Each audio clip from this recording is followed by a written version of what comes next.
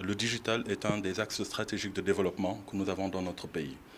Il a été constaté que jusqu'à tout dernièrement, le digital apportait jusqu'à 8% du PIB national, ce qui n'est pas négligeable. Et on espère le porter d'ailleurs d'ici 2025 à près de 10%.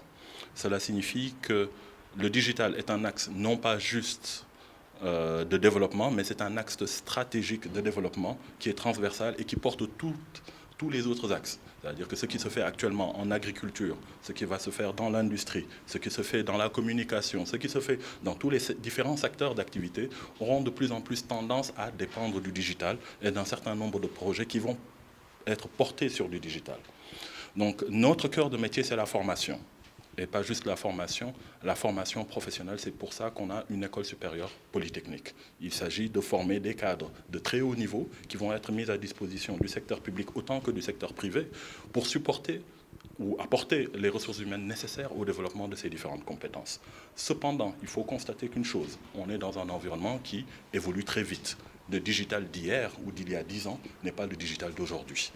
Et on a besoin pour cela, pour poursuivre ces différents changements à répétition et qui sont avec une très grande célérité, nous avons besoin de collaborer avec l'environnement extérieur qui est le premier à subir ces différents changements et qui est des fois à l'origine de ces changements, c'est le secteur privé. Donc nous avons essayé de faire de l'innovation pédagogique.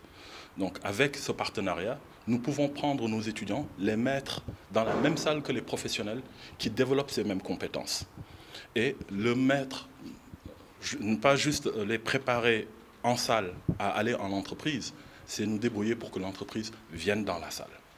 Donc c'est une innovation pédagogique qui est majeure et que nous essayons d'appliquer dans d'autres secteurs aussi, dans d'autres domaines.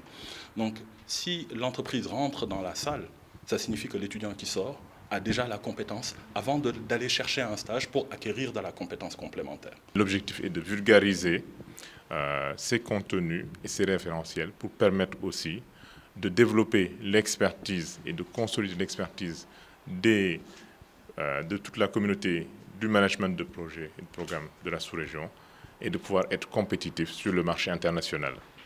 Nous savons qu'il y a pas mal de projets et de programmes stratégiques qui sont lancés et renforcer ces expertises, accompagner le renforcement de ces capacités est un enjeu majeur et permettra aussi à tous les Sénégalais, à toutes les personnes aussi de ce continent de pouvoir compétir et de pouvoir prendre activement au pilotage de ces initiatives. Aujourd'hui, cette offre s'adresse déjà aux professionnels de l'IT, mais la gestion de projet est vraiment transversale, ceux qui sont dans le digital, dans le marketing, les organisations.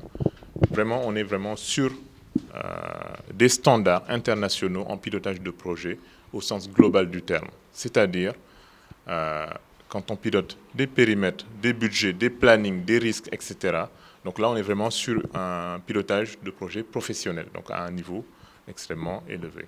Et donc, ces certifications ne font pas tout, il faut être bien précis. Par contre, quand on a une très bonne expérience, ces certifications permettent de sublimer les contenus qu'on a et de pouvoir piloter en maîtrise et en conscience les projets qu'on a et d'augmenter les chances de succès de ces initiatives-là.